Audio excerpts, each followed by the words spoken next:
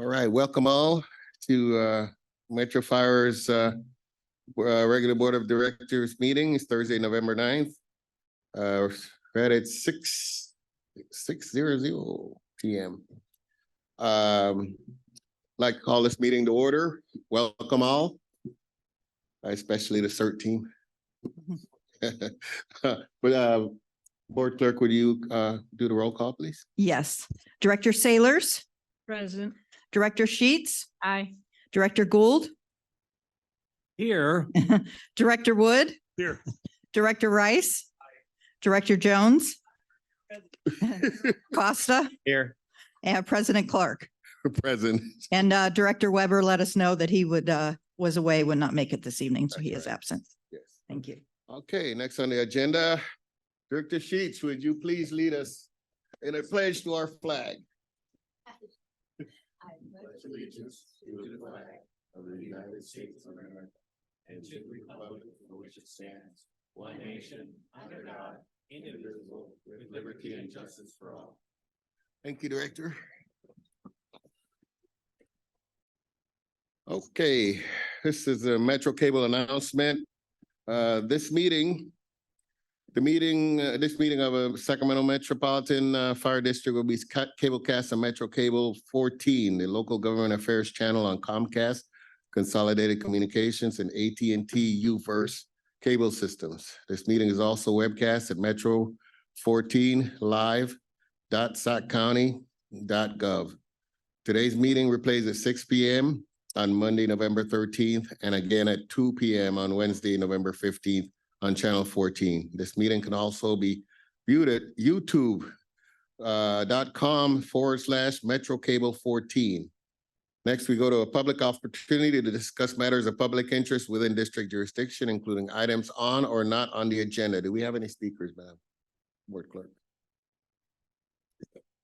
Attendees, if anybody would like to present anything to the board, please raise your hand. I'll give you the opportunity to speak. And if anyone in the audience would like to speak, please come up to the mic. No response online. No public comments. Thank you. Seeing none. We move on to the consent agenda. I'd like to let everybody know that item number 2, the sale of property at the Oak Avenue on the consent calendar is being pulled from the agenda and no action will be taken.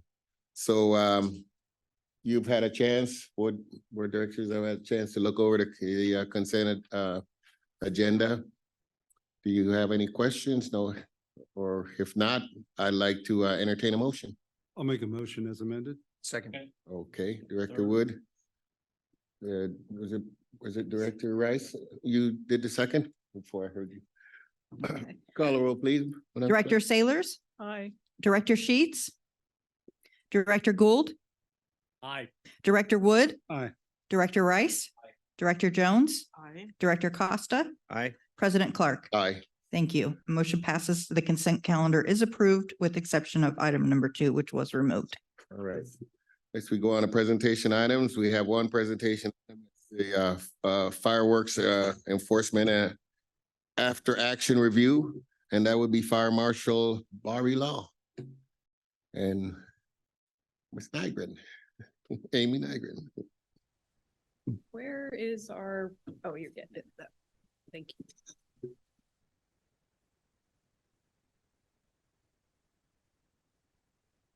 Good evening, directors. I'm Barbie Law. I'm your fire marshal, and I'm here tonight with Deputy Fire Marshal Amy Nygren. And we're here to talk to you about the after action report for our fireworks enforcement activities for 2023. We recently did this presentation for our County Board of Supervisors with some of our partnering agencies. The reason we're coming to you a little bit later in the year in this is that the report to the Board of Supervisors was delayed because we were moved to an October agenda. So normally we would like to give you this information a little bit sooner in the year while it still feels relevant. So I'd like to start with a little bit of the history of some of the enforcement activities that go on in Sacramento County. Metro Fire was actually the lead agency in our regional fireworks task force this year, as well as we work with our county partners on a county specific task force. And that's with the Sheriff's Department, Sacramento County Code Enforcement, and representation from the County Executive Office. On that regional task force, we have representation from Yolo, Placer, El Dorado, and Sacramento counties, and that's from all of our local fire department agencies, law enforcement, including some of our state partners at CAL FIRE, ATF, and the Highway Patrol. And then the code enforcement departments for Sacramento County, the city of Citrus Heights, and the city of Rancho Cordova. Sacramento County Parks is involved. This year, we actually involved our public information groups, which was new to the task force this year. We saw value in having the ability to coordinate with all of our partners to get our messaging out. And then Sacramento County and Citrus Heights and Rancho Cordova all have a host liability ordinance, which we'll talk about here in a minute. So Metro Fire's primary objectives within the fireworks enforcement activities are really focused on community outreach and education. Emergency response, obviously, with our suppression crews, but also we have that statutory responsibility for fire origin and cause investigations when we have had a fire, and then code enforcement, which is where our fire inspectors come in. So we're out doing all the fireworks booth inspections, public fireworks displays. We have to have an inspector on site for the entire show. So they're there while those shells are being loaded for the evening, and then they're there until an hour after to make sure that we don't have any problems. And then we still have our normal call volume. So we're still out there doing after the fire follow-up. So if we have commercial fires, we need to get an inspector out there, get systems restored, see if we need to coordinate with the building department. So the host liability, and this is similar language for Citrus Heights and Rancho Cordova as well, but this is just Sacramento County's ordinance. It actually went into effect in 2022, but they didn't enact this, I believe, until May or June. So it was pretty late in the year and didn't really have time to get it rolled out in an effective manner. So this is the first year that you really saw Sacramento County code enforcement trying to utilize the host liability ordinance and their citation process to try and decrease some of that activity. So basically the fines, the county ordinance indicates that this is a misdemeanor and a public nuisance to utilize and discharge illegal fireworks. And the owner of the property can be held liable. A first offense is $1,000. A second offense within 1 year is a $2,500 fine. Each additional offense after that is a $5,000 fine. And then anything on the American River Parkway is a $10,000 fine first time. So when it comes to community outreach, this year, we really dove into our previous year's loss data since we implemented our new NFIRS system in 2021. We really have 3 solid years of data now out of that new system. And so what we were able to determine is that we needed to start our public messaging campaign earlier in the year because our complaints and fire incidents, really, we start seeing them around Memorial Day. So Chief Wilborn and his group got to work, and we started rolling out messaging in alignment with Arson Awareness Week, May 7th to 13th. You may have seen him out and Supervising Investigator Rogers doing a lot of media outreach and interviews, getting out the message on the dangers of fireworks. And that's not just illegal fireworks, all types of fireworks. New for this year, we actually put decals on 30 of our fire apparatus. So we had rolling billboards with safety messages about the appropriate use of fireworks, as well as that new fine piece, so people were aware of what they were getting themselves into. All of our law enforcement partners actually opened up amnesty periods for the community to bring in and dispose of any fireworks that they wanted to. Those were not, what we heard back from law enforcement was they really didn't have much turned in at any of those locations, but there's still value in having those open and available, and they're keeping them open all year for people to properly dispose of products. Sacramento County Code Enforcement sent out 636 advisory letters in advance of the holiday. They came up with the list of properties to send those to from complaints that were received in 2022. We assisted code enforcement going through our database from the previous year and making sure that they had all the complaints that we received. So with that, they sent out 636 letters warning people that there's a new ordinance and that there would be potential consequences for that. And then obviously we have our social media presence, handouts, press releases, you name it. The word was out really early this year. So reporting methods that the county has for the community to report fireworks problems, illegal fireworks problems. The primary method that the county is wanting everyone to use is that reportfireworks@saccounty.gov email address. It's a basically nice single ordering point for us because all those emails are also forwarded directly to CRRD. So we're able to communicate with people right away, and we stayed on top of everything that came in through there. Our other agencies are preferring that people call the non-emergency line for law enforcement. That's really who's going to be going out and doing patrol and engaging with people at the time that a disturbance is occurring. That isn't typically our primary role in fireworks enforcement. And then the other option for the community, if they have no idea who to call, is to call 311, and then 311 would route them to the correct location.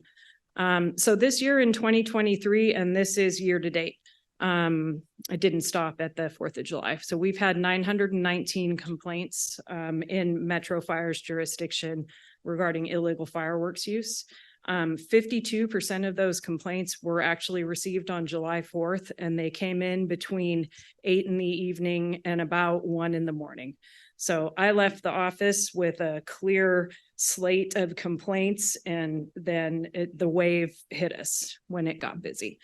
So about 40% of the complaints that actually come in don't have actionable information for the county law enforcement or for anybody to take action on that.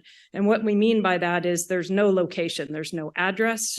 We have people just saying this street, you've got a street that's miles long, or just an intersection. We got to have a location to actually be able to follow up on. It's very difficult to identify when you're just driving around. We did have about 150 complaints that came into the county's email group that I forwarded on to other fire departments because they had been sent to the wrong location. And that didn't include people from Los Angeles County and San Bernardino County that got hold of us. I didn't count those. I did forward them to the right place when they came in though. So some of our statistics from July 1 to July 5, this is what we report out on every year for the county. That's our heightened enforcement period. So our total call volume for the district, that's all calls, including our dispatches for automatic and mutual aid. We had a 9% increase in our total call volume over 2022. And then when we look at all fires, we had a 48.1% increase in fire activity over 2022. I know that can look alarming, but I think it's important to remember there's other factors that come into fire behavior. And coming into our 4th of July holiday enforcement period this year, we had our first big heat wave of the year. So this time period was preceded by a few days of 100-degree weather. It cooled down for the 3rd and 4th, but we had winds on the 4th. So when we look at how many of these fires were actually related to fireworks over July 1 through 5, we can see that it felt really busy and bad this year, but actually our peak fireworks activity was in 2021 when we were coming out of COVID. So we had 56 fires related to fireworks in 2021 total. 2023, we were down to 48. So a little bit up from 2022, but not as bad as 2021. So 30% of our fires were related to fireworks, and then we're able to break those out by were they legal fireworks, illegal fireworks, or undetermined. And what undetermined means is that we found fireworks debris in the area of origin or at the point of origin, but there was too much damage for us to determine was it legal or illegal fireworks. I think the big thing that we see here that is a concern is that we've had 100% increase in our fires with legal fireworks. So we've gone from 6 to 8 to 12 this year. So they're not without risk. I think there's a perception that if it's labeled as legal and safe and sane, that means that's not going to cause a fire or injury. And that is a misconception that we need to work on pretty robustly next year with messaging to try and get that number back down. So 2.8% of our total call volume for July 1 to 5 was fireworks related. I did want to put this into the bigger perspective of our annual total call volume, because I think that when we start getting the complaints, it feels like to some of the community members that this is, you know, a really huge problem. But when we look at what percentage of our total call volume, it's actually quite small. So we'll probably be on track to around, you know, for the 0.06% again this year once we get to the end of the year. So obviously it's a concern, but of all the fire problems that we deal with, this isn't the primary issue that we're seeing. So the majority of fireworks related incidents that we have are actually grass and vegetation fires. And then we also, you can see basically all of our incident types across the bottom there. The next biggest area of fire problem is with our trash and dumpsters. That's typically later in the evening when people start improperly disposing of their fireworks, and then those trash receptacles catch on fire. Over towards the right there, you can see our EMS calls. That's a concern. EMS calls related to fireworks are going up over the last 3 years. I need some water.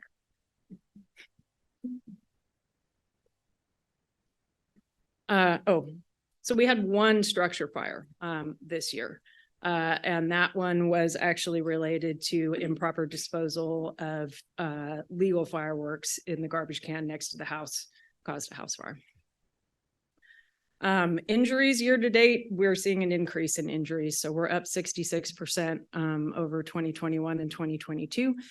We only had 6 injuries in those years. This year we had 10 injuries. And we've got highlighted for you here the one fatality that we've had in Sacramento County over the last 3 years was improper disposal of safe and sane fireworks in a garbage can inside of a house. With a large loss fire and a fatality. When we look at our severe injuries, the majority of those are caused by illegal fireworks, and those are going to be our amputations and blast injuries. And we did have several significant injuries this year with illegal fireworks. Property loss, I thought it would be beneficial just to take a look at our property loss. Here over in 2021, the column there for legal fireworks, that was one incident. That one incident was a fatality and almost as much damage as all of the illegal fireworks incidents combined. And so that was 20 some odd incidents with illegal fireworks. Overall, for the last 3 years, we've had about $616,405 in estimated property loss, which is not great. And when you combine it all together, it is a little bit higher for our legal fireworks versus illegal. Like we talked about before, vegetation fires are the majority of the fires that we have. However, the majority of those are less than 1 acre. They're typically, roadside spot fires, that type of thing. We don't have a lot of large acreage with these fireworks fires. So over the last 3 years, total combined total is 40 acres of grass and vegetation burned. Complaint trends. I thought this is interesting just to show we typically start seeing complaints coming in from the community around Memorial Day. They trickle in. You'll see little bumps on the weekend, and then they really uptick when the fireworks booths open, which is on June 28th. Big spikes on July 4th, and then it drops off when those booths close down again for the year. I know this looks alarming on the right there that we had so many more complaints in 2023, but I will tell you that's a testament to the earlier messaging that we had. And people were very aware of how to get a hold of us. And I think we did a better job than the last couple of years in that. And so I don't know that we necessarily had more complaints, but we had more people that knew where they should reach out to for help. So this is actually the trend lines for when we have incidents, very similar to when the complaints come in. Booths open, problems spike up, booths close, stuff levels off, and we don't see the issues anymore. So because of that information, we know when our call volumes spike, we have enhanced staffing levels July 1st through the 4th. In the Community Risk Reduction Division, you always have additional chief officers on and suppression crews, but we also beef up our staffing levels to deal with problems. All of our fire inspectors are also cross-trained to do fire origin and cause investigation training. So they're out there supporting our fire investigators if needed, because we can't split them that many ways. So some of our outcomes for CRD and our inspectors and investigators this year, we were able to, just during July 1 through 5, we did refer 5 incidents over to Sacramento County Code Enforcement for the host liability. They indicated to us that they really wanted us to generate an incident report and, if at all possible, to have photos and video to support that complaint. So we had 5 calls that were we actually caught somebody in the act and were able to send that over. Our FIU assisted ATF with the sting operation. We responded to 23 fire incidents for investigation purposes. On July 3rd, we confiscated 30 to 40 pounds of illegal fireworks down in Battalion 9. And then on July 4th, Deputy Fire Marshal Nyren here and Inspector Aney confiscated between 2,000 and 2,500 pounds of illegal fireworks in Fair Oaks in a residential neighborhood. Just south of Phoenix Park, right backed up on the American River Parkway. Very dangerous situation. We did call out the Sacramento Sheriff's Department EOD team, and we did have to call Mark Jones, came in on the holiday from his home in Elk Grove, picked up a box truck from logistics, and that was all taken down to EOD, which is down south, to be properly disposed of. So largest single haul in the region. Also extremely dangerous for our people. These inspectors are not peace officers. They're not armed. They rolled into something and basically couldn't leave. So some of the challenges that we had that night, actually, I'd like you to, I wanted to share just what an incident narrative that Engine in 26 had. Oh, do you not have your glasses? I don't have my glasses. I'll give it. I'll do it. So I'm sorry, I didn't mean to put you on the spot. So I just wanted to read this report because it really highlights all of the challenges that we had. And I think there's a perception out there that social host liability ordinance is is the silver bullet to solve this problem. But it's not without risk to try and find these things. So Engine 26 and Truck 26 arrived on scene to find a large crowd of people igniting legal and illegal fireworks. Security was already on scene and stated the individuals were lighting fireworks and throwing them at them in the parking lot. Sheriff was requested by Truck 26. Persons on scene also lit fireworks, which exploded near and under Truck 26. So we had members of the community throwing illegal fireworks at us. Security personnel also stated they thought they saw a fire somewhere in the school campus. They had to search the campus. There was no signs of smoke and fire. We had to get the sheriff's department out there ultimately to get this crowd of people to disperse. I think that kind of goes to the level of indifference to authority that we were experiencing this year with this problem, and the just general aura of chaos that we dealt with on the 4th. Another challenge that we're seeing is the impact on our primary and secondary response routes from people congregating in the street and setting up these makeshift platforms for their legal fireworks. As you can see in the picture here, this is not safe or sane. You're in the middle of the roadway, you're blocking traffic, elevating those fireworks so we can see where the sparks are going. This is very dangerous, and this was widespread. So we're going to be focusing on really how to properly use your safe and sane fireworks so we don't have this happening next year, because that's not what this should look like. And then we did have some safety challenges with our inspectors being out there. As we talked about before, they're not peace officers, they're not armed. We had large, unruly, crowds hurling stuff at us. It was challenging. So we've got some opportunities next year for improvement countywide. And we are working with Sacramento County Code Enforcement. The district attorney's office is going to be involved in some of these discussions now. So code enforcement is going to be sending out advisory letters for the first time, actually in advance of New Year's Eve as well. We don't typically have problems. We had no complaints last year. None of the fire agencies had any fire calls on New Year's Eve, but law enforcement does see an uptick in complaints. So they're going to be sending out those warning letters to anybody that received complaints for this season. Will go out before that. We will be exploring opportunities for different staffing models and to partner with law enforcement for the safety of our inspectors.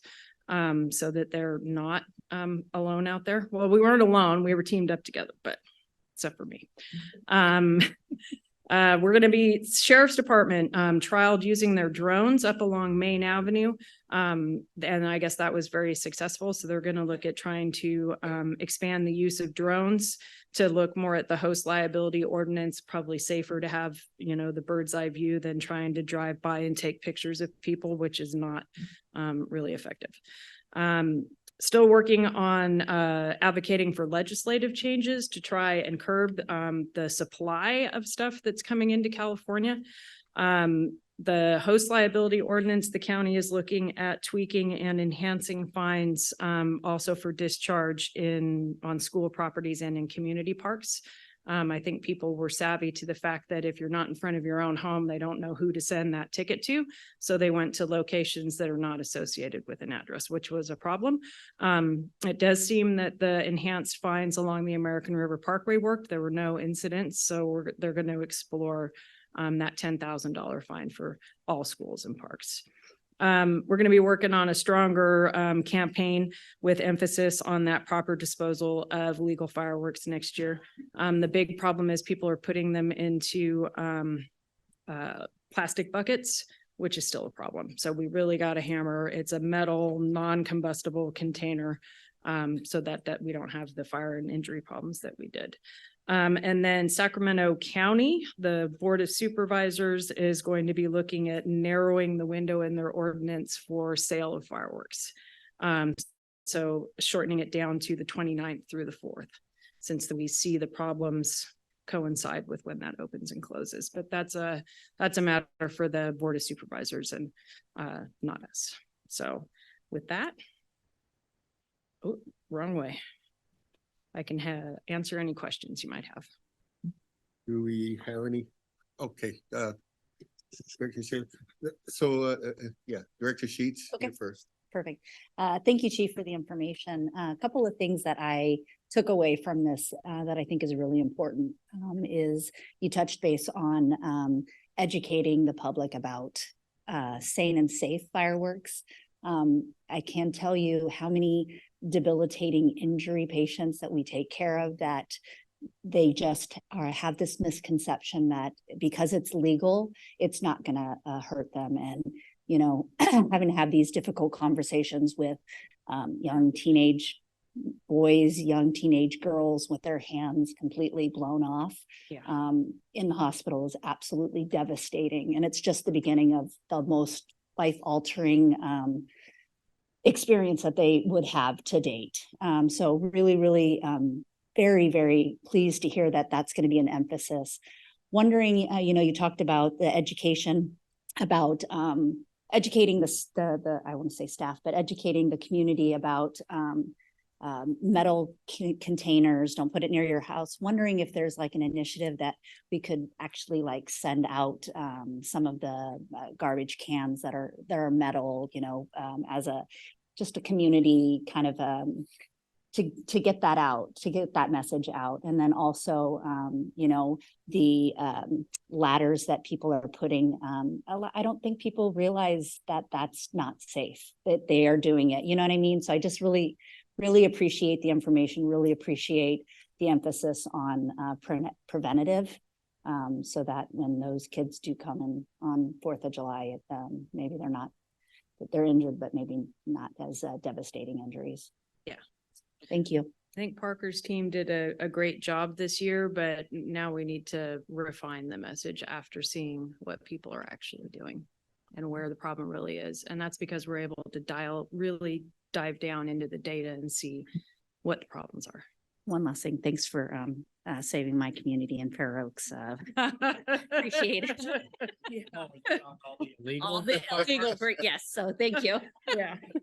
That's kind of shocking. Fair Oaks, for God's sake, I thought it was.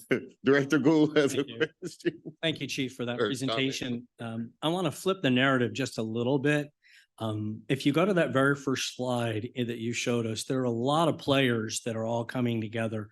One of the things that I think might be missing is how about all of the folks that sell these safe and sane fireworks legally and the role that plays in our community for all of the different organizations that absolutely rely on that sale in order to maintain a quality in our community of soccer and all the other groups that have been doing that for years. Has that group ever coalesced around some kind of a association that can be included in this dialogue that goes on for enforcement and fining and all of that? But maybe if they all came together in some format, they could be involved in all of these discussions and they could be a great advocate on the educational side of it and prevention side of it as well. Because I'd hate to see Sacramento County become known as firework haters. If you think about what fireworks mean to us as Americans, it's pretty significant, you know, and I'd hate to see this community lose it completely, get outlawed and all of those kind of things. Because I think there's a lot of people that use fireworks very safely and very sanely, and it brings a group together that doesn't come together at any other point in their 365 days a year. And so I'd hate for us to just be known as we're the ones that hate fireworks at every level and you're evil if you use them. I know in my own community, that's one of the rare times that I actually come together in my neighborhood with people that I don't even really know. And we are very safe. But I think we can also have part of that conversation about how do we encourage people to use them in a way that brings the community together and maybe charge or challenge the manufacturers to sponsor some of that kind of thing. Because in a place that I frequently visit for the 4th of July, they have a different take on safe and sane fireworks, and they have a lot less issues than we do. The demographics are different, but it's pretty special to stand on your porch and watch a lot of fireworks go off all at the same time. But I would like us to just see if we could take members of the community and get them involved in this initiative of well versus just the fire service and police officers and ATF. And if you look at that list, it's a pretty public safety generated, and I get that, but I think we've got enough people out there that use it correctly, use it rightly, want to see it used, sell them to maintain some pretty awesome community events that we need to support and have them still play a role. Because I don't know where the soccer moms are going to go for their funding if we cut this all off. So that's a great point. So there's a difference between the task force meetings, which are law enforcement sensitive. We talk about operations and some things that just are not out and open to the community for some, safety reasons. We did have multiple meetings with residents against illegal fireworks throughout our season. We had a total of 34 meetings between our county task force, the regional task force, meetings with residents against illegal fireworks to hear their perspective, meetings with the lobbyist from TNT Fireworks, talking about safety messaging. So there's been a lot of conversation there. So I could talk to you for hours on all of this. I tried to limit it down. So that input is getting there. And we have been encouraging and brought it up at the county supervisors meeting that we would like to hear from more people and more community members than just a small sector of industry. Have you ever, sorry, Chief, have you ever run into a group, the Citizens for Fireworks? No. Yeah, I guess I enjoy it. I think it has so much positive for our community. And I get probably somebody had a pretty serious tragedy in their circle where they became citizens against fireworks. I get that part, but I sure hope that we maintain a balance there. And I'd encourage those that are making money off fireworks, that they take the initiative to start being more engaged. I love the idea of maybe at these fire booths, there's some education you've got to sit through for a minute or two, you know, before they'll sell you the things, or the garbage can. I mean, if really what we're seeing is a lot of devastation because at the end of that fun event, maybe some adult beverages have been consumed, that they do put it in things that then end up catching their house on fire. Well, maybe we put garbage cans out there that they can check out and remember that that's their fireworks garbage can, and they check it out, and 6 weeks later, they bring it back someplace and get their money back, whatever. But That was being looked at the county level, and it Yeah. was a question that the Board of Supervisors specifically asked of TNT. What can they do to get metal buckets? They expressed that there's some challenges there for them, but that's definitely a point of discussion. well, I know you're a power Gotta get player, so I'll wait to partners to hear the table. citizens for effective and fun fireworks.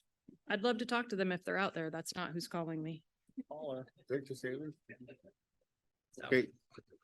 Thank you, Director Sailors, you had a comment? Thank you, Mhm. Uh-oh. Mr. President. Mhm. Chief, I was just going to suggest that maybe TNT, instead of giving money to help the sheriff put extra sheriffs on duty that night or something, maybe they can give some metal buckets away when people buy their safe and sanes.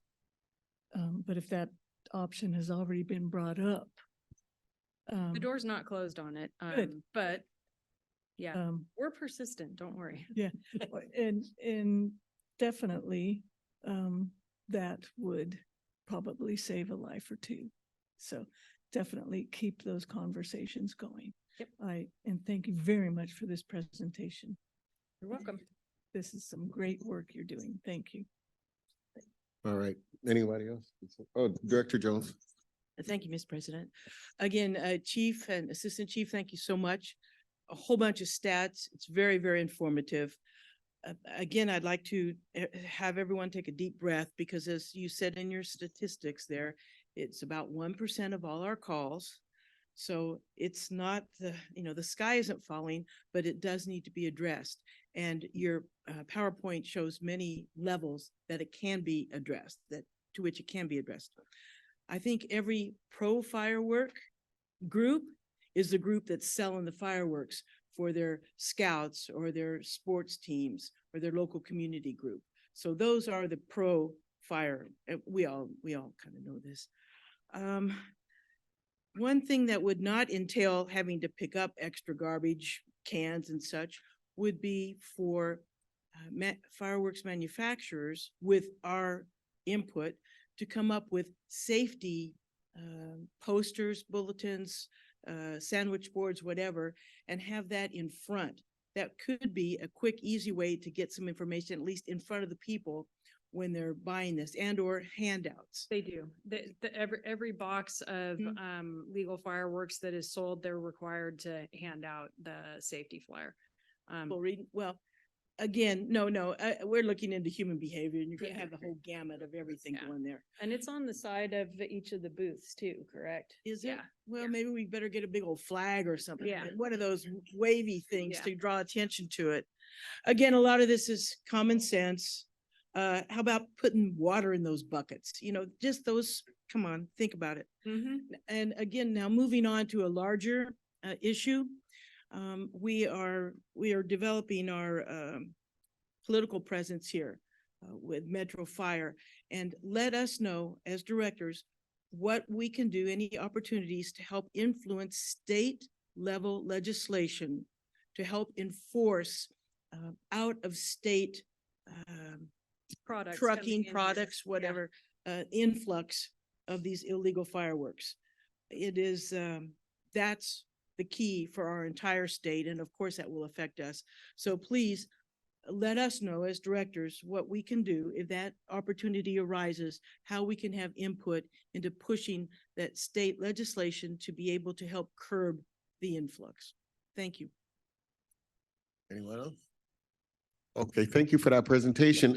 One of my biggest concerns was these guys throwing fireworks at our responders. I mean, that can get dangerous. Sooner or later, somebody's gonna get hurt. Yeah. And I think we should focus on the enforcement and actually penalizing people that do those kind of things, because I mean, some of these fireworks are, well, they're dangerous. Somebody could get, one of our personnel could get hurt, and I'd hate to see that happen. So yeah, that's one of my biggest concerns. Thank you. That's a great presentation. Thank you. Mhm. Good work. Okay, moving on on the agenda, we don't have any action items. And we'll go on to reports. We don't have a president's report. We're gonna move right on to the fire chief's report. Chief House. You're on. President Clark, directors, colleagues, and members of the public, good evening. As you can see, a fairly large crowd, and Sorry. I'm excited to stay in line with recognizing and introducing our members to you, the board. With us tonight are 24 members of Metro Fire's Community Emergency Response Team, known as CERT, including 12 new members. Under the operations report tonight, Battalion Chief Grant Russell and Captain Cornell will give a brief interview and introduce them to you. But I just wanted to highlight some of their achievements. This calendar year alone, January 1st through November 3rd, this group dedicated 3,601 hours assisting Metro Fire in various activities and events.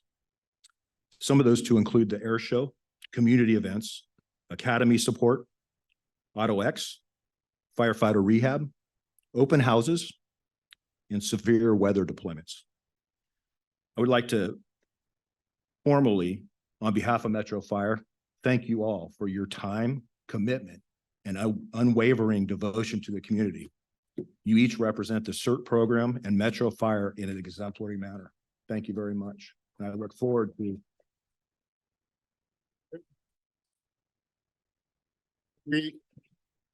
Can we have those members stand up, please?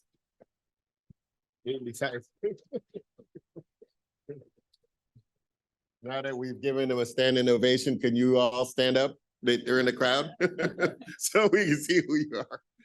Yeah, very good. Thank you very much. You're much appreciated. All right. thank you. And I look forward to Chief Russell's presentation and official introduction individually of each of those members.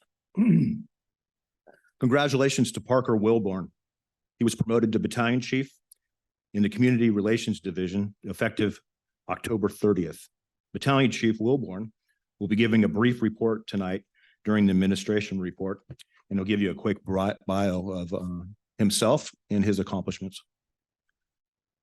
Effective October 30th, Battalion Chief Local 522 VP Matt Cole will be reassigned from a day position to suppression. Captain Sean Scollard will be reassigned to fill the day staff Local 522 position. Congratulations to Chief Pilot Monty Van Landingham on his retirement on November 1st, 2023, after 15 years of service. He was our chief pilot. Captain William Brad Reynolds on his retirement on November 1st, 2023, after 20 years of service. We've attended a lot of meetings in the last 2 weeks. One of those was the Rancho Cordova State of the City address, where Mayor, I can't talk tonight, where Mayor Linda Budge, man. Take some aspirin, Chief, quick. I know it. It's all the coffee I drank coming back from Stockton today. Gave a beautiful presentation about Rancho Cordova and their 20 years of $1 million dreams.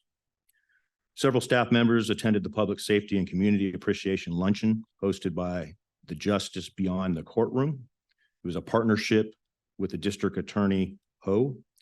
This year's theme was Justice Beyond the Courtroom, amplifying victims' voices. Fire Station 109 had an open house on Sunday. There was a great turnout by members of the district and the community, along with Director Wood. Thank you for attending. Those in attendance had the opportunity to tour the station, interact with crew members, and learn hands-on CPR, among other activities. and our CERT was heavily involved. On Tuesday of this week, Battalion Chief Scott Perryman and Director Can made a joint presentation to the County Board of Supervisors to provide an update on activities and accomplishments regarding ambulance patient offload time and Metro Fire's mobile integrated healthcare program. This presentation initiated at the end of the meeting further meetings by the Sacramento County Board of Supervisors to seek possible funding and collaboration. It was very successful and very well received. Earlier today, we celebrated retired Captain Bob Bruce. Bob passed away on October 7th and leaves behind his wife, Denise, and son, Hunter. Captain Bruce has a positive impact on everyone he came in contact with, both within Metro Fire and the broader community. He was truly exceptional individual, known for his kindness and unwavering commitment to helping others. He was literally known as a man of sincere giving back to the community. The amount of people that he touched, not only in the fire service, but his efforts up and down the state, recognized with hazmat and decon, and also his EMS professionalism, education, and training as an instructor was remarkable. His son Hunter today wrapped up the event with one of the most proud moments any father could have, recognizing how he treated his son, how he left moments of remarkable images to he and his wife, but also the community. As a father, I couldn't be more proud knowing that Bob's memory from his son was amplified so well today. It was a great wrap up to an event that honored Bob Bruce. It's with a heavy heart that we remember and honor the life of retired logistics technician also, Gary LaSalle. Gary was a Metro Fire stable and passed away in comfort on October 30th. His dedication and unwavering commitment to our district and the fire service exemplifies our core values and mission. In his memory will forever be cherished. A memorial service has been scheduled for November 15th at 11 a.m. It's at the Sacramento Memorial Lawn at 6100 Stockton Boulevard in Sacramento. Metro Fire will have apparatus present as a static display, and many members will be in attendance. I'd ask at the end of this meeting to ask for a moment of silence for both those, Captain Bruce and Gary. That's the end of my report for tonight, unless you have any questions. Do you have any questions for Chief House? Hearing none. Let's move on to operations report. Deputy Chief Mitchell. Thank you, President Clark. Good evening, directors, Chief House, colleagues, members of the public. Adam Mitchell, Deputy Chief of Operations. I have one item to update you on before I turn it over to the real stars of the show over here and to introduce by the folks behind me. I'm happy to report that the plan developed by our air operations division to address all the recommendations from the outside agency safety review has been approved, and the work is moving forward to get us on that pathway towards success of getting that our division back into service. I don't have an ETA yet, but we are on a good pathway moving forward to address all those recommendations, maintenance wise as well as procedural. So that's some really good news. And so now I'm proud, without further ado, to introduce Battalion Chief Grant Russell from Special Operations and Captain Shanny Cornell to talk about our wonderful CERT program. It's great to see you all here tonight and to meet our members in attendance. Chief Russell. Good evening, President Clark, directors, Chief House. Battalion Chief Grant Russell, Special Operations, and CERT falls under Special Operations. So Chief House hit the highlights. I mean, 3,600 hours of volunteer time committed to Metro Fire so far this year. And we're only 10 months into the year. There's still 2 months left. So I anticipate our CERT program breaking 4,000 hours easily this year. And according to Linda Ford, one of our CERT superheroes, that's average for our CERT program. So the other thing that has been kind of not pushed out is that this is the 20th year that Metro Fire CERT program has been in existence. We don't have the exact date that it came into existence, but this is its 20th year. So I'm going to go ahead and introduce our CERT coordinator, Captain Shanny Cornell, and she will introduce each of the CERT members, the ones that are the level 2 and 3 cert, or I might have that backwards. And then our new cert members that just completed training a couple weeks ago. So without further ado, Captain Cornell. Good evening. It's a pleasure to be here, and this is probably one of the greatest reasons I could be here. Our heroes behind the scenes that don't usually get recognized. Very quickly, I want to let you know, CERT was established initially in LA County in 1995. As a result of the multiple earthquakes they were having down there, they realized that they needed some civilian assistance. And so as a result, they developed the CERT team. Forward about 5 years, Alan Getru, who retired about 6 years ago, I believe, because I think that's about how long I have been, 5 to 6 years, a program manager. He actually single-handedly developed Sacramento's CERT program. He researched everything about the CERT teams that were in existence and developed Sacramento's CERT program.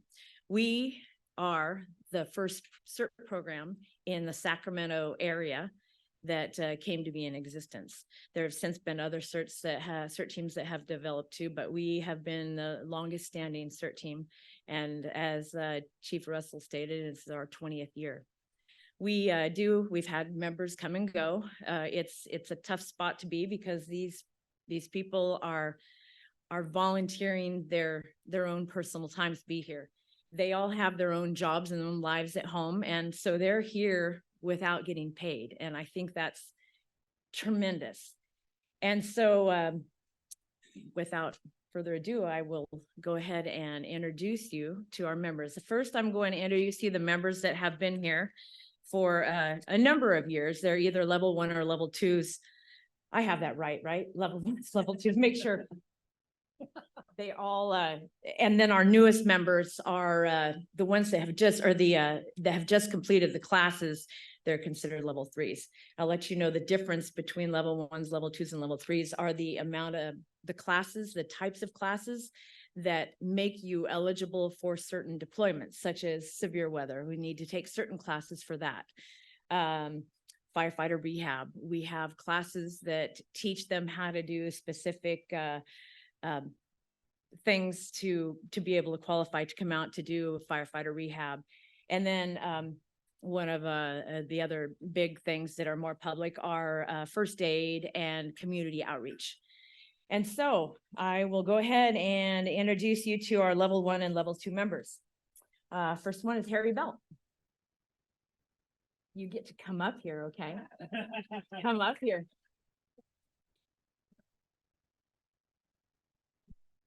Cynthia Borskin.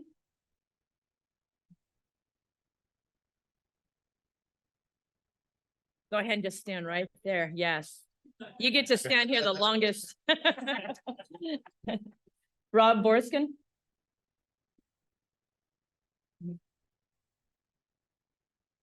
Don Brown. I'll let you know Don Brown is one of our oldest members. He has been here just shy of 20 years. Corey didn't make it yet? Okay. Corey Dixon, who is not present, he's trying to work his way here. He's a truck driver, so he's trying to work his way here. Ron Fiscum.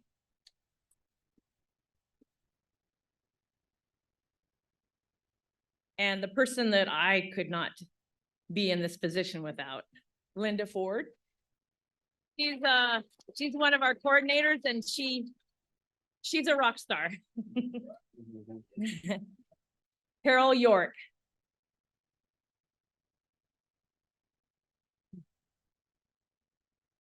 Jacob Jones.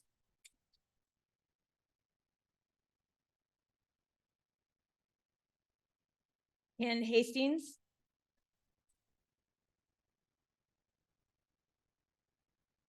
Bill Pater.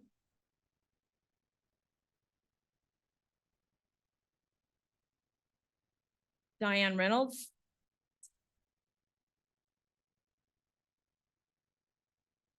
Cynthia Schneider.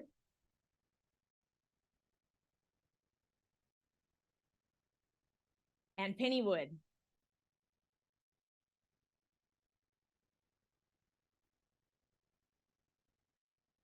Level ones and level twos. All right. So we just recently had a CERT class, it's called CERT Basic. And it is at least 24 hours. So it's 2 to 3 Saturdays of these people's lives, 8-hour days. And then 2 Thursday nights, for 6 hours, 6 hours. 4 hours, I'm sorry, it starts at 6 and goes to 10. I didn't pass math. Anyway, so they learned they learned first aid, they learned basic CPR, learned how to move heavy objects, fire extinguishers, and basically learn how to protect themselves in a disaster. And then if they choose, they can join our CERT team and start to volunteer with these fine people and basically give back to our community, learn what to do in a disaster, man-made or natural. All right, so these are the latest level 3 members, and I apologize if I am mispronouncing names. Kimberly Gamboa.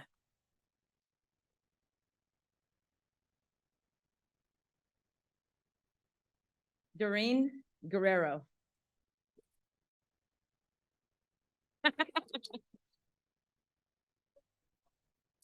Oh, yeah.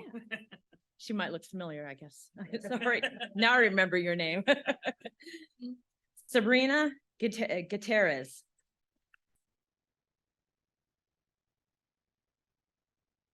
Betsy Howard.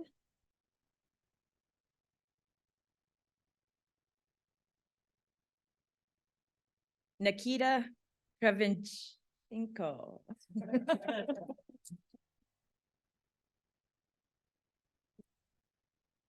Svetlana Kravinchenko.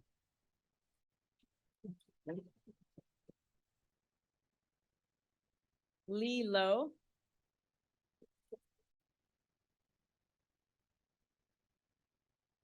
Rodrigo Mardones.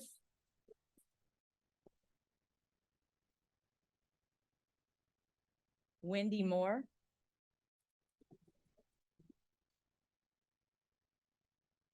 Ashley Owen.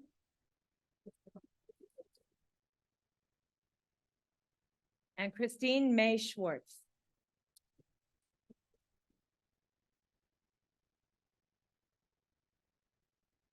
Our searching. All right. Hey. Oh, Yeah, get a picture of him. okay.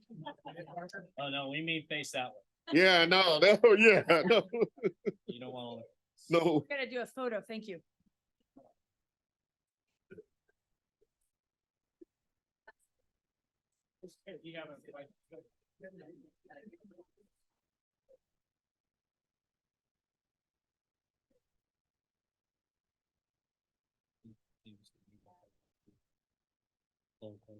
Regional grant. Thank you.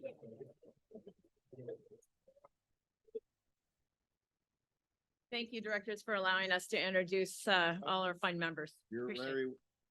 You're very welcome. Thank you for bringing these volunteers to the meeting. Great group.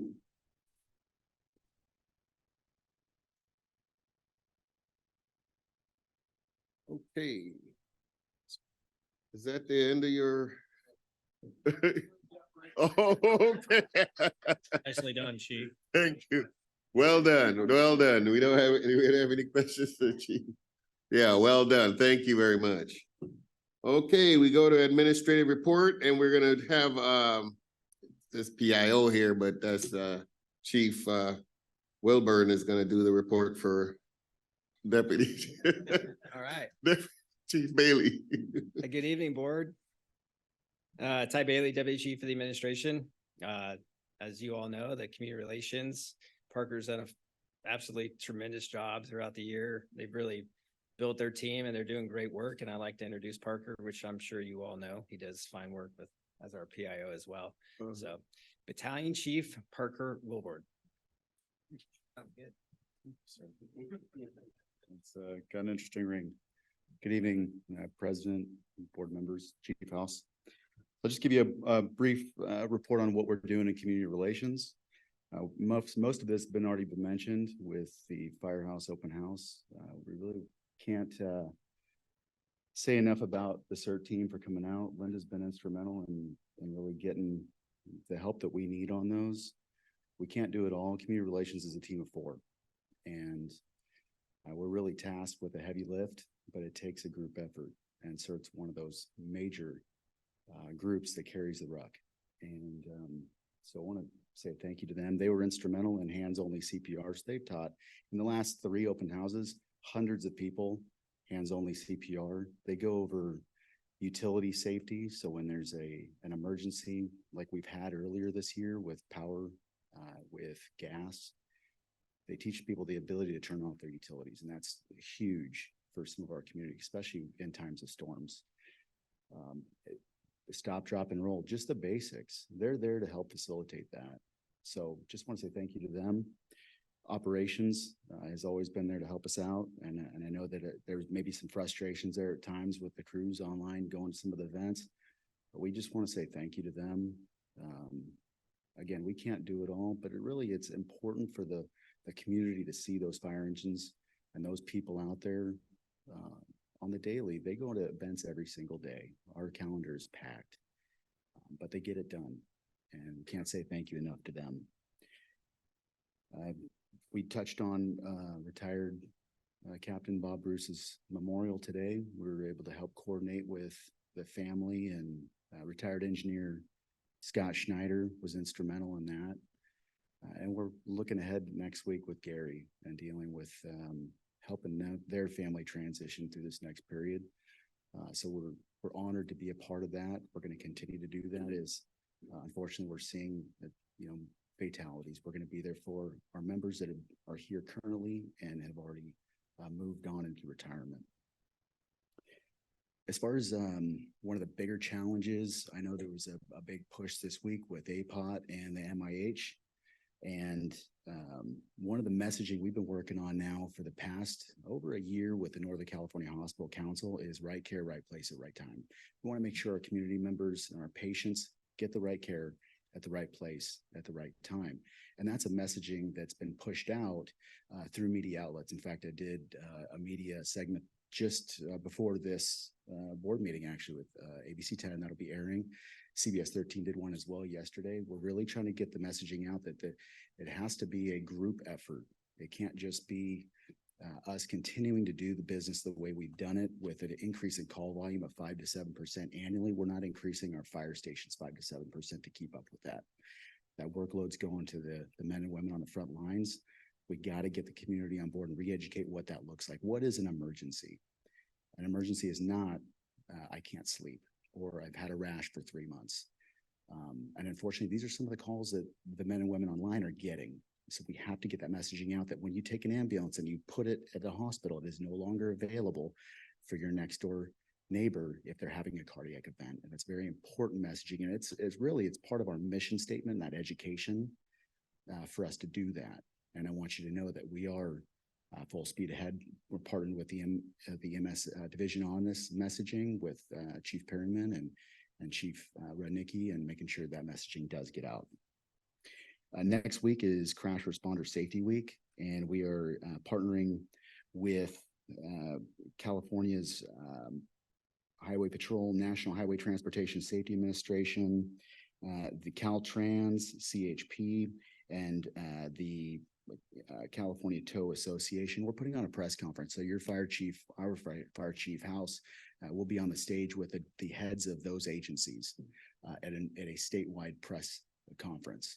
He's going to deliver the message that people need to slow down and move over near traffic work. People working on the side of the road, or first responders that are working on the side of the road to prevent potential tragedy. We've had a number of near misses in our agency, and I know CHP's had a number of fatalities as a result of people not being diligent, moving over, slowing down, and paying attention to what they're doing. So our mission on Monday, when Chief House speaks, is to bring some light to that. And he's going to be partnered up with some heads of those big agencies to get that messaging out. Some good news. We ran a public education campaign competition during Fire Prevention Week, And that was students were basically sending photos of themselves doing safe activities with a flat flare, and they were coloring that and send it in to us. We have 2 winners. So Engine 26 is going to be transporting 2 children to the local elementary school, and we're going to be honoring them. We'll have media there, and they're going to be doing that. So it's going to be a real cool event. And then as far as safe cooking, we're coming into that season. We're going to see an potential increase in fires related to cooking, and we know that. So we want to get ahead of it, be proactive with our messaging. I've reached out to Sacramento City Fire with their PIO and Cal OES. So we're going to be partnered with them. The 21st, we're going to do a media event of how to cook your turkey correctly, and then we're probably going to blow it up. So we're gonna have some fun, but we're gonna do it safely, and we'll invite all the media out there. We've done this now for the last several years. We'll transition, and we talked about looking into tree lighting safety and Christmas safety. So we'll be working together again, but really want to do a collaborative effort between our 2 large agencies to get more awareness throughout the county as a collaboration. So that's cool. And then the Legacy Wall of Honor, that's something that you all have been instrumental on in honoring 2 members, retired Fire Chief Kurt Hankey and firefighter Jeff Wells will be honored with your guys' award. And we will be doing a wall unveiling, some short speeches, and an open house style event. That's going to be on December 14th. So put that in your guys' calendar. And finally, we're working on our yearbook. So our next yearbook should be ready potentially by the end of the year, maybe first part of next year. We'll see. We're online. Brenda Briggs, April, our 2 specialists, April West and Allie Mayhew, are doing a phenomenal job of corralling 700 people to come get their photo taken. I can tell you it's no easy task. That on top of getting other photos and all the other things. So pretty cool stuff. We're obviously very busy, and that concludes the Community Relations Division. Now I've been asked to speak about myself, which there's nothing I'd like less. I could talk about all of you all day long. I'm never short of words. You guys know that. I hate talking about myself. I am Parker Wilborn, and I am a new battalion chief. I've been with Metro Fire now for about 12 years. And I can tell you, we all have milestones in life. And I've told some of you out there these stories. Got 2 major milestones in my life, and I'll kind of start with those and I hit home. The first one, I was going into the United States military, graduated high school 2001 from Folsom High School. And I go to the swearing ceremony in the morning, and I got my family there, friends, and we're actually doing our swearing ceremony, hands up, doing the oath of office, similar to what I did the other day with the transfer of command ceremony. And they came in halfway, and they said, "We need to stop the ceremony. You all need to exit the room and come out to the foyer." So we go out to the foyer, and they had a big screen TV up, and we watched the second plane hit on September 11th. So when you talk about milestones, that to me is a major incident. It's not only going into the military and getting uprooted from your family and going down a new path, but then going to, now we're at war. So it's major milestone for me. I went into the military. I was a lineman. I served as a high voltage electrician for 4 years, became a journeyman, ran crews, and got out with a significant level of experience and education that is really irreplaceable. It's outside of the military to be able to have that much responsibility as an 18-year-old, running 4,000 volts, 12,000 volts in a crew, making sure they all go home at night. Fast forward, it's May 27th, 2011, and I'm getting ready to go walk down the aisle to get married with my wife, Jessica. And 5 minutes before, I'm finishing my last beverage, adult beverage with my friends. And I get a vibration in my phone, and it's an email from Metro Fire with a job offer. And so that day, I got married to the love of my life, and I got my career. And 4 months later, I met Fire Chief House at the Academy Drill Grounds and Director Rice. Huge milestones for me. And I can tell you, for the past 12 years at Metro Fire, I've never been more proud. I've spent time in just about every one of our battalions. I've had bids in 4 of the 5. I spent most of my time down south. I've been a rescue swimmer, boat captain. I'm on the Sac Regional IMT team, the Type 3 team. I've deployed out. And then coming into this position, I could tell you, building out the team that we've built and the players that I have on the community relations are second to none. We are a force. We get things done with 4 people that some people with 12 couldn't do. And I couldn't be more proud to work with them. I couldn't be more proud to work with everybody that's here. So looking at my this last 2 weeks, I was last 2 months really, I was asked to MC Fire Chief House's transfer of command. Now that's arguably one of the most important award ceremonies that a fire department does. To have the ability to MC that is a tremendous honor. And that morning I'm driving into work and I called my wife. My wife was planning on going. And I said, you know what, my boy, Austin, he plays tackle football. He's 10. My daughter cheers for the junior peewees at Oak Ridge as well. So they're skipping football practice. Now in Oak Ridge, that is a big deal. You do not miss football practice and you do not miss cheer practice. But I said, this is more important. This is one of those things in life that my kids need to see. So bring the kids. So they brought the kids. Fast forward to almost the conclusion, Chief House brings me, throws that on my plate. I was completely sideballed, but I could tell you that's equal to one of those milestones. We talked about the first 2. That was the 3rd milestone. I got to MC the most important award ceremony that we do. And then on top of that, to have gold bugles placed on my collar and have my son right next to me taking the oath with me. I can tell you I haven't been more proud as a dad, and the conversations that we had before I was tucking him in to bed that night, him and my daughter, I could tell they couldn't be more proud to have me as their dad. And those moments are irreplaceable. And so I thank you, Chief House, for that.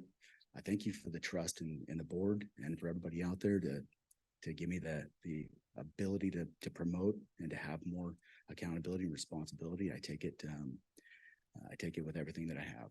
So I want you to know that, and I thank you for this time. If you have any questions about what I've said, please go ahead and I'll try and keep it brief. We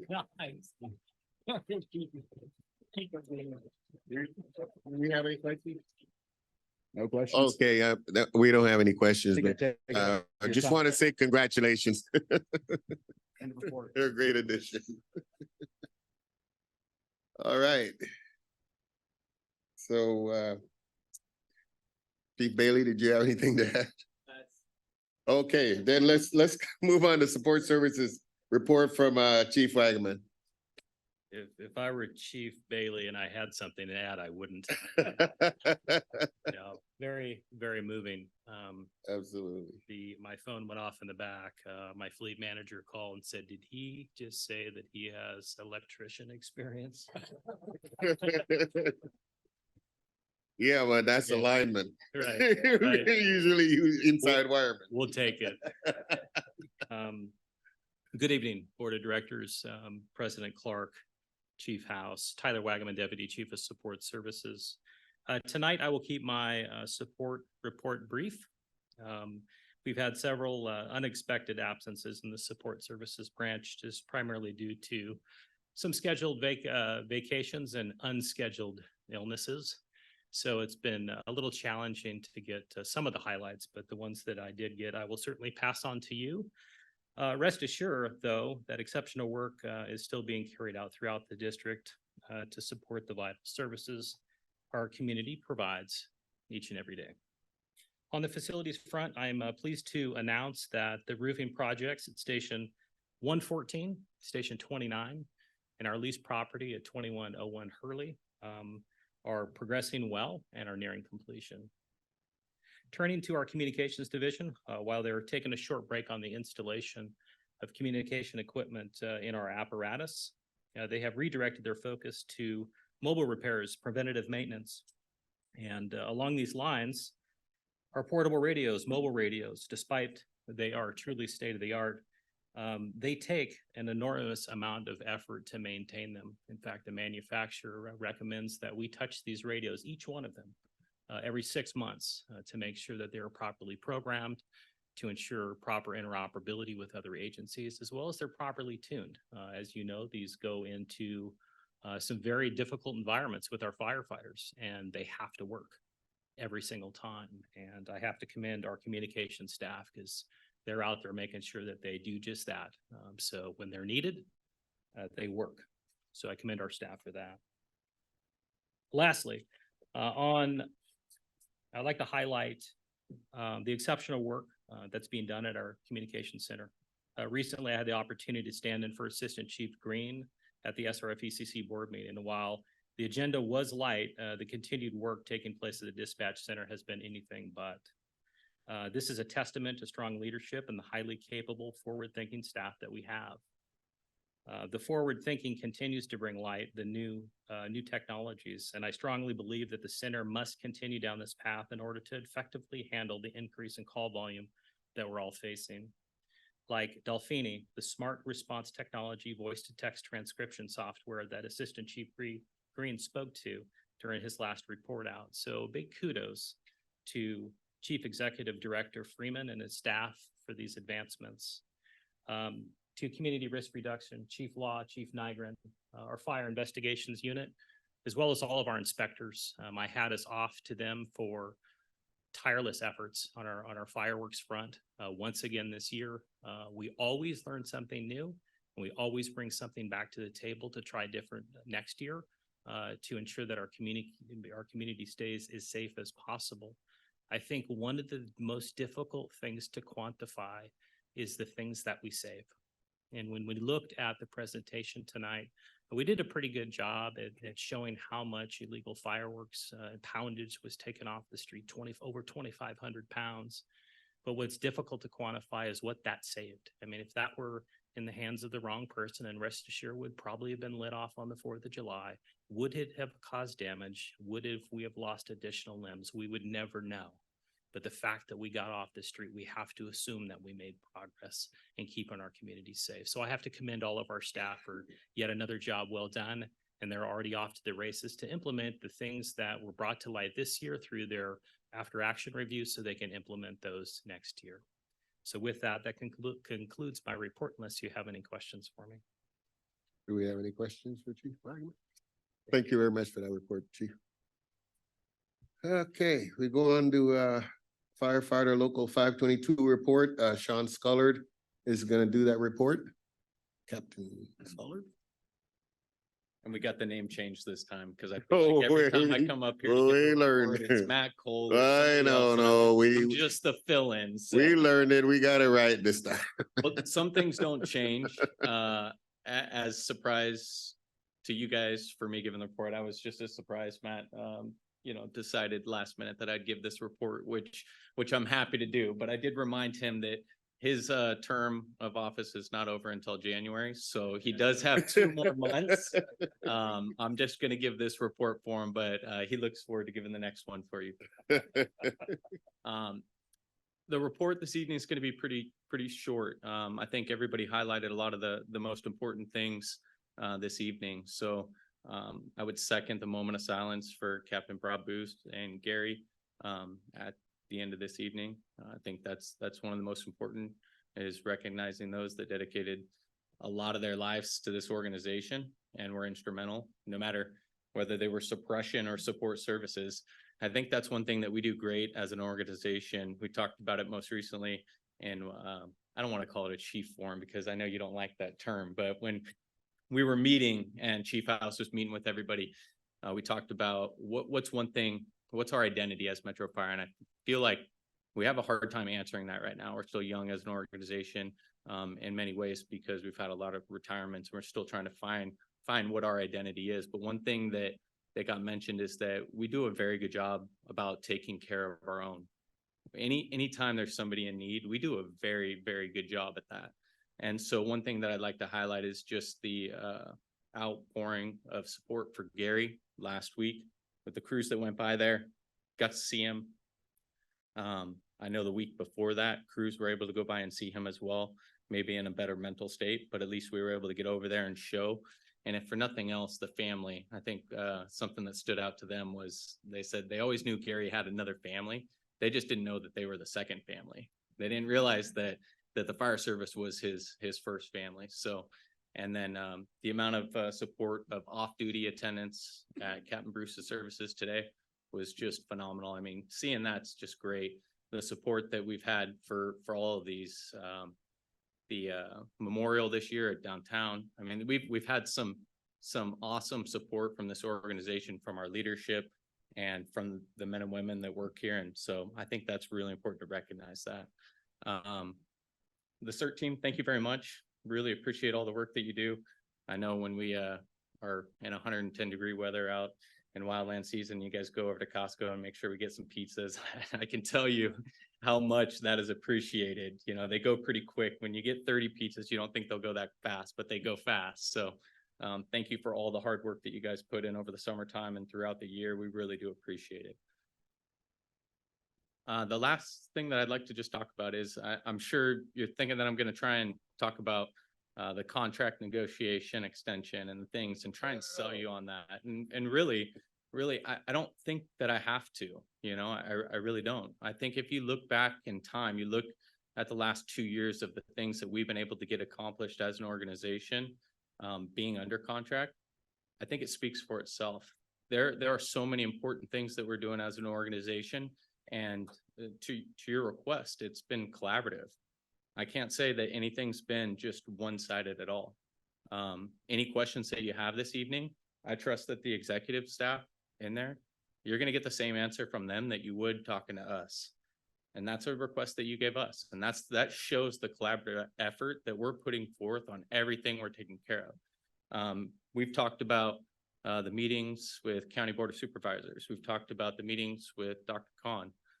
Those are all things that we're working on together so that message is united, so they can see that this isn't a labor agenda. This is not a management agenda. This is Metro Fire's agenda. When we say we are getting things accomplished, that is us as an organization, not as individuals.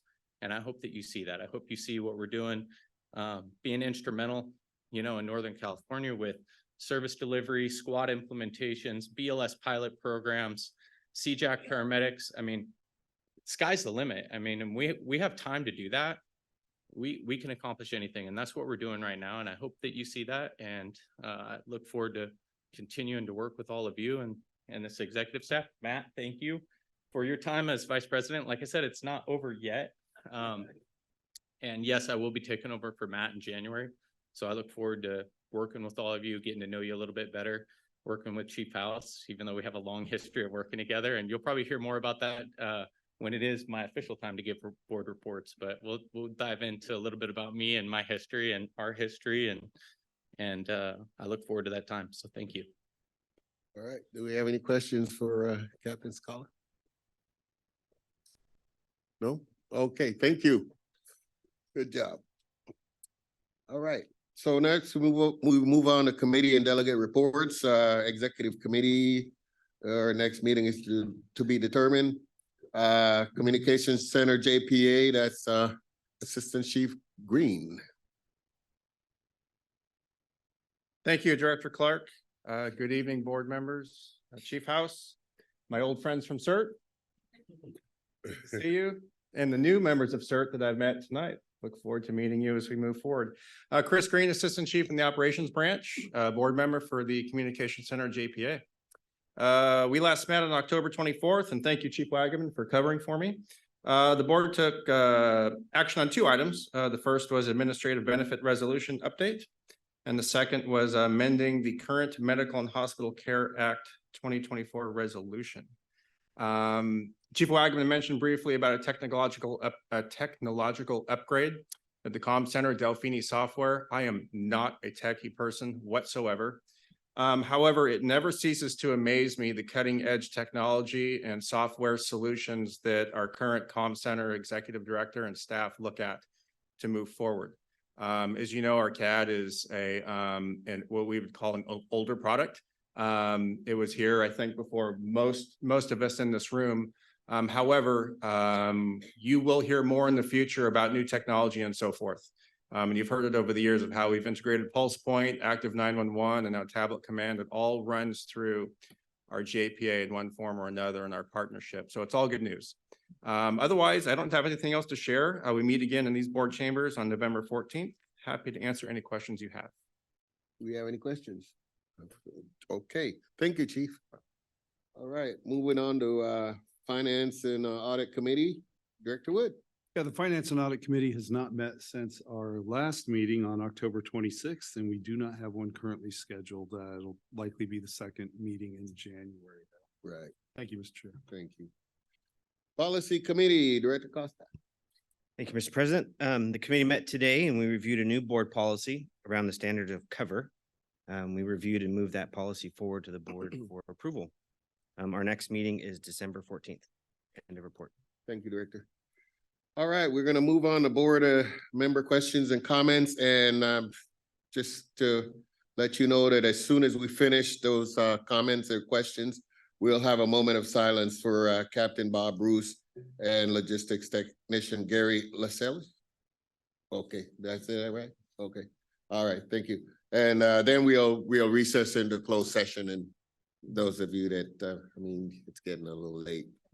So if you want to leave, then it'll be fine, because we're gonna have a long closed session. So, okay. And I promise that tonight I am not gonna miss anyone. No screw ups this time. All right, we're gonna start with Director Sailors. I have no comments tonight. Okay, thank you.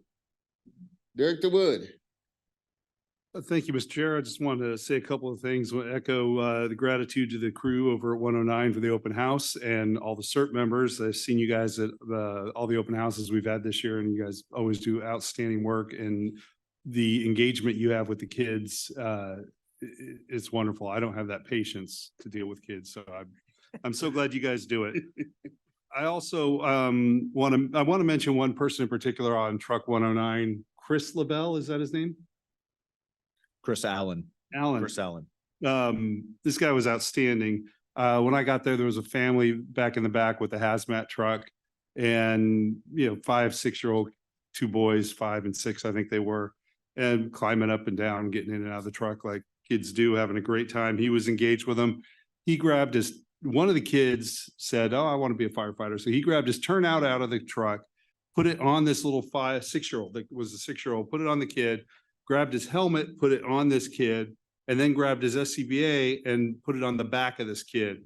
And so you got this little 6-year-old with probably 30 pounds of gear on them, just trying to stand up straight for the pictures that his mom was taking. It was absolutely outstanding. But he was just absolutely a phenomenal representative of Metro to the members of the public that were there at that open house. And so I just want to recognize him publicly. He did an outstanding job. Want to make sure we all recognize, and Chief Wilborn, it was great to hear your service, but we have plenty of people in our organization that are former veterans, former members of the armed service, and or still doing reserve or guard duty. So just want to make sure they get recognized and thanked for all that they do. I got to mention it, the Firefighters Burn Institute's having a ugly sweater contest on Friday, December 15th down at Sackyard Brewing on 33rd Street. No cost, it's free. Just donate to the boot. And then on that line, we have the boot drive coming up in February. It's never too early to start thinking about how we're going to bring that trophy back, because we've had a lot of years of it, kind of got used to it being here, and it was kind of rough seeing it go away last year. So you got some big shoes to fill, and want to get that trophy back here, Chief. All right, that's all. Thank you, Mr. Chair. You're welcome. Director Gould. Yep. Thank you, Mr. President. Thank you for the reports this evening. I love to see the work that goes into those because they're very enlightening. And I'd love, Chief Law, if we could get that report that you've provided, if it's appropriate, posted on our website so that people can see what's appropriate and what the impact that safe and illegal fireworks are having. The other thing is I'd like to challenge our grant team.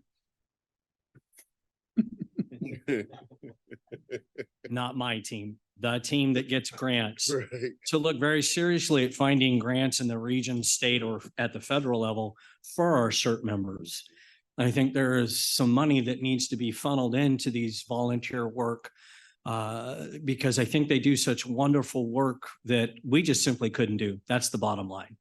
If you didn't do it, it wouldn't happen. Okay. Because we're so busy with other things. And so I just like to see us find a few $100 million that could help these poor folks out when they need to eat at our events. Thank you. Thank you, Director. All right, we're gonna go to Director Sheets next. No comment. No comment. Director Rice? Real quick, I just wanted to thank Chief House for his leadership and every member of Metro Fire that attended the California Firefighters Memorial. By far, that was the strongest presence that my fire department has ever had there. And I really appreciate it. And I know that we put 2 honored members up on the wall and unfortunately, we're not done. To speak about Bob Bruce, Bob's son Hunter proved to us everything that we knew about Bob, but we just didn't know him because we didn't live with him. And that was one of the most beautiful tributes. I will tell you this, in retirement, Bob Bruce was a major component of the California Joint Apprenticeship Program, and that is a statewide firefighter apprenticeship program.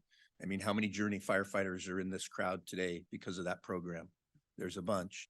And Bob was not only instrumental in that, but he was instrumental in the first pre-employment EMT Academy. And because of Bob's diligence, at least 7 young people were hired by the city of Sacramento.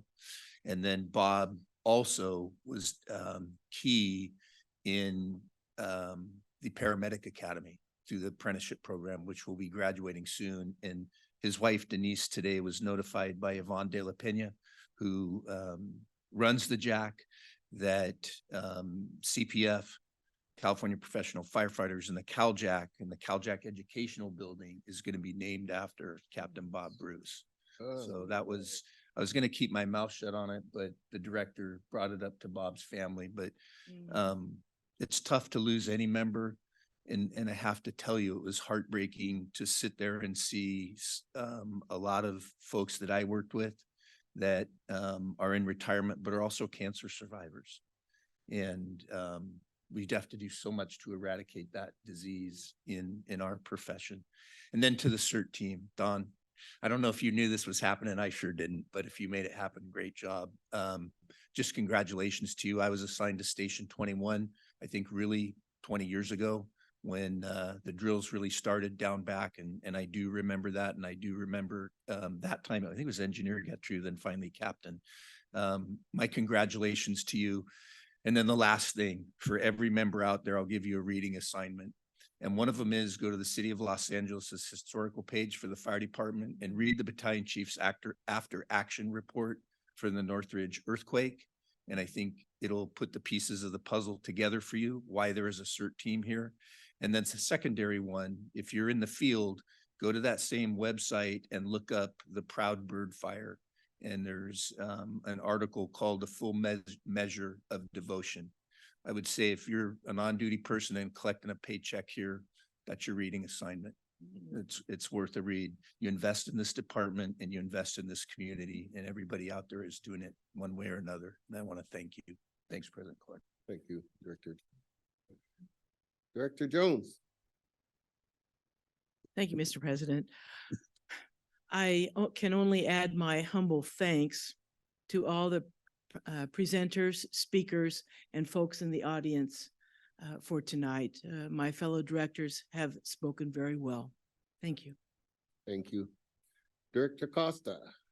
Thank you. No comments. All right. With that, I don't have a heck of a lot more to add. Just want to thank everyone for their presentations. The CERT team, you guys are fantastic, and I support Director Gould on getting those grants to help that team out. That's all I have.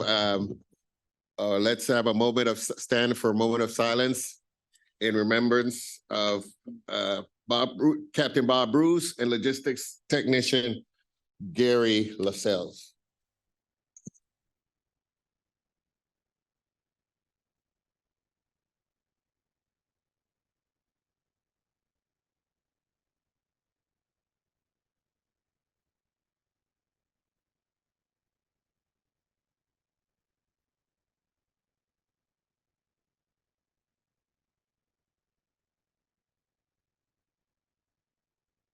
Metro Fire Board of Directors will recess to a closed session, and y'all have a good night. Yours.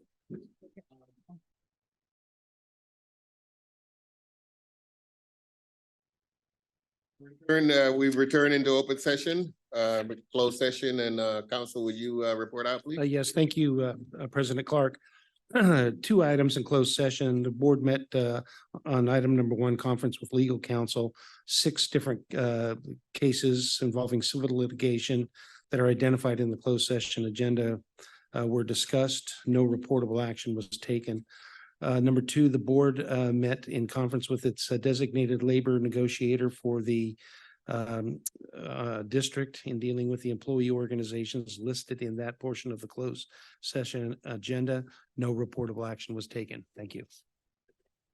Council, our next board meeting will be December 14th at 6 p.m.